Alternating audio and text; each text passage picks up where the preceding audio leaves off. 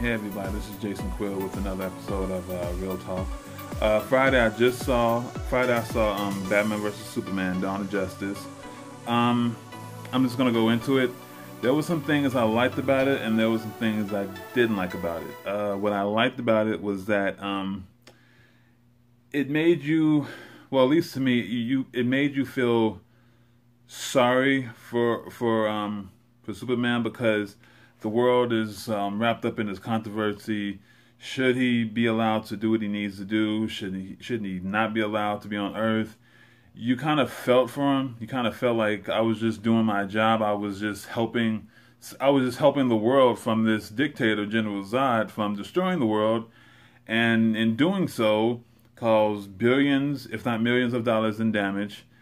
You stopped General Zod from enslaving or destroying the world. So I guess he had that burden to hold, because it was like, yes, I destroyed buildings and unintentionally killed thousands of people, but if you look at the grand scheme of things, he did it to save the world. So I felt like he was kind of unjustifiably persecuted, because he was just helping, he was just trying to stop this bigger threat. I like that, and I like the fact that I like the fact that Wonder Woman was in it. Wonder Woman, she did a phenomenal job. Gal Gadot, I guess her name was. I think her name is.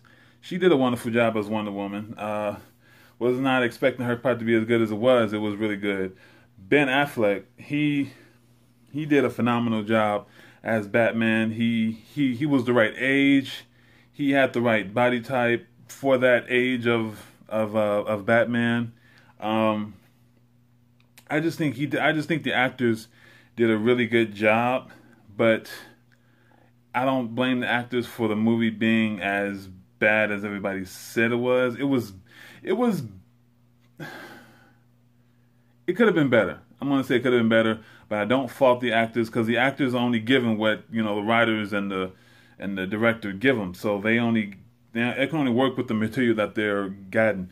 But I blame the producers and Zack Snyder for not coming up with a more original story, because if you look at it from how I looked at it, I saw Man of Steel 2, which originally this was supposed to be Man of Steel 2, but they tacked on all these characters. Man of Steel 2, The Dark Knight Returns, and Doomsday. Superman Doomsday, or the death of Doomsday, or the death of Superman.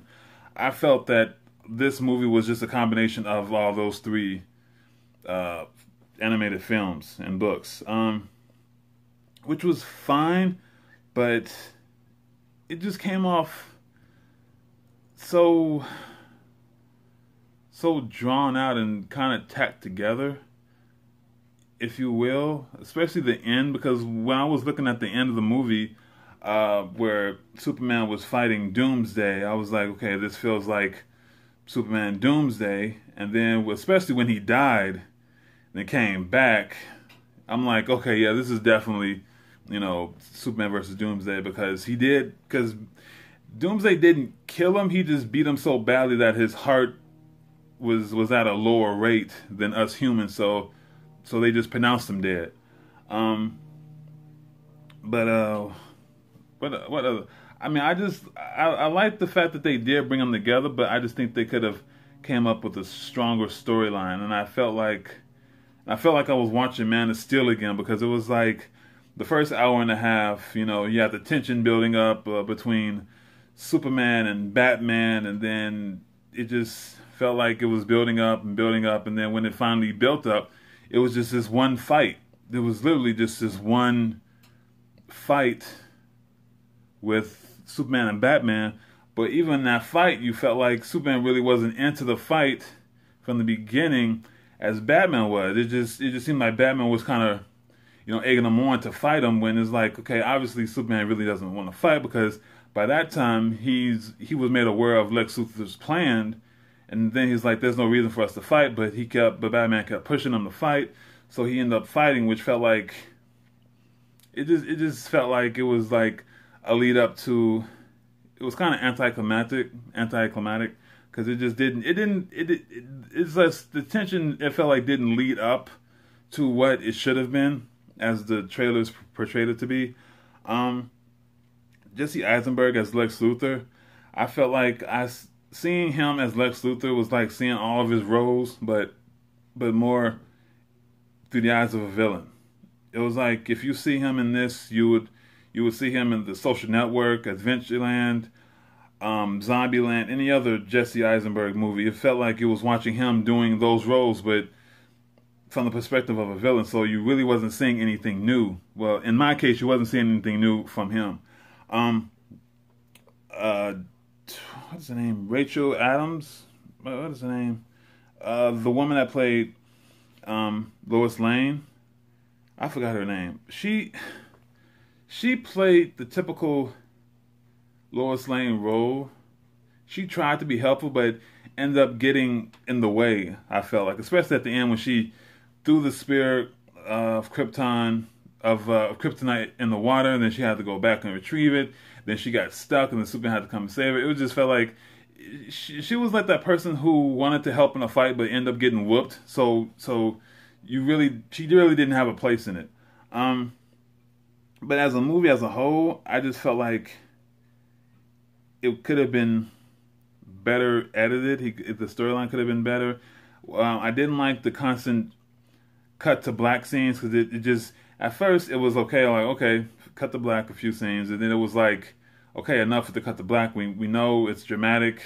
There's no more need to keep cutting to black. The dream sequence, which I did like, because it felt like something out of Injustice, the Injustice game and the Injustice book, where we have this ruler, Superman, coming down, and he's ruling the whole planet, and it's this desolated Earth and all that. I felt that was good, but given what Superman was, Superman never intended to take over the world. So Batman's dream, Bruce Wayne's dream of Superman becoming this dictator of the world, kind of seemed unfounded and kind of really ridiculous, because it was like, even in Man of Steel, he never dreamed of becoming this superhero. He never wanted to be a superhero. He never wanted to conquer Earth.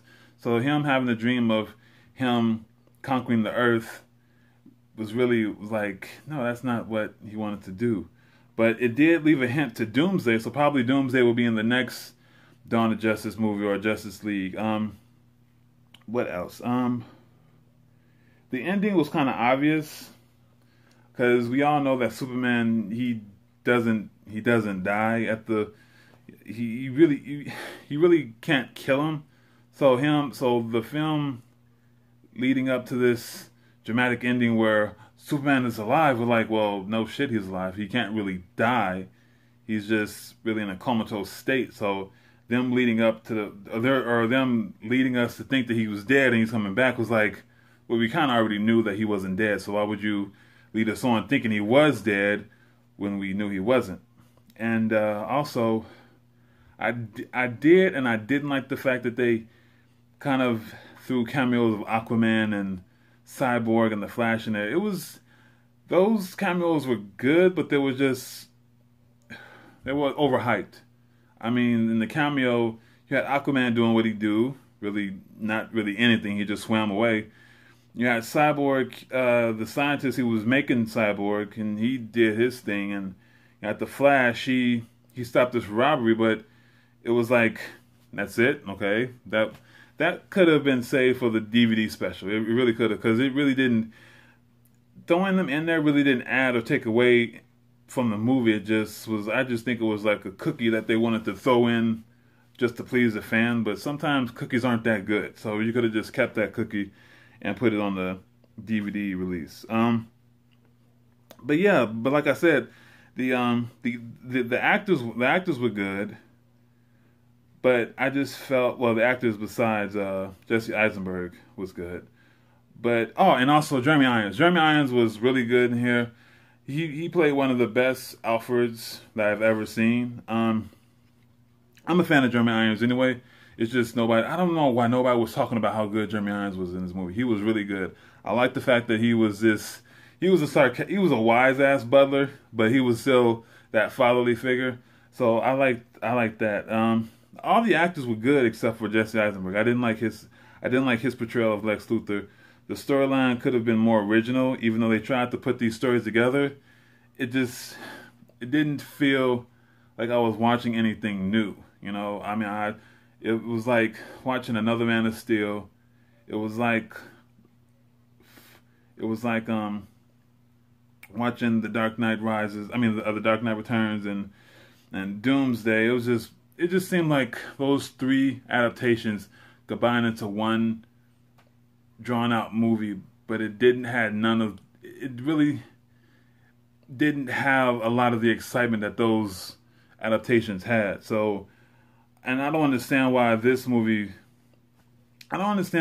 didn't hit a mark with people, because Zack Snyder, he did some pretty notable comic book movies. He did The Watchmen, which is one of my favorite movies. I love The Watchmen. He did 300, which is based off of a graphic novel. That was good. I just don't understand why he didn't hit the mark with this one. I don't know why, but it was hit or miss. I mean, I did like some things. I didn't like some things. I liked some things I didn't like.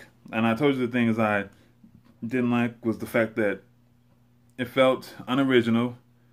The constant the bad editing was just horrible, and also the fact that if you look at the gravestones, the tombstones of Martha's of Bruce Wayne's mother, she was born in 46, died in 81, and if you look at how she looked, if she died in 81, she shouldn't look like she was in her 20s. So that was the thing that I really didn't like. It was just like I didn't get that. I didn't get that math. I'm not good at math. It just she just didn't look like a woman would be in that age if she died in 81 and she was born in 46. It just didn't make sense to me. But yeah, that's my summary of Batman versus Superman: Dawn of Justice. But hopefully the next one, the Justice League movie, probably Zack Snyder, the writers and the producers would have gathered and took some notes on what to do and what not to do with superhero movies. So hopefully the Justice League movie will be better than this one. So hopefully they will do a better job at the Justice League movie. So that's my assessment. I know I rambled on, but I tend to do that. If you watch my videos, you know that I tend to ramble on, but hopefully I made some sense in there somewhere. But yeah, if you like what you hear, and if you want to see more videos, click and subscribe below. And I want to thank everybody who do watch my videos. I truly appreciate it. Every view makes me feel good about myself a little bit. Yeah, so if you like what you see and if you want to see more videos, just click and subscribe here. This is Jason Quill with Real Talks, and I hope to see you guys soon. Bye.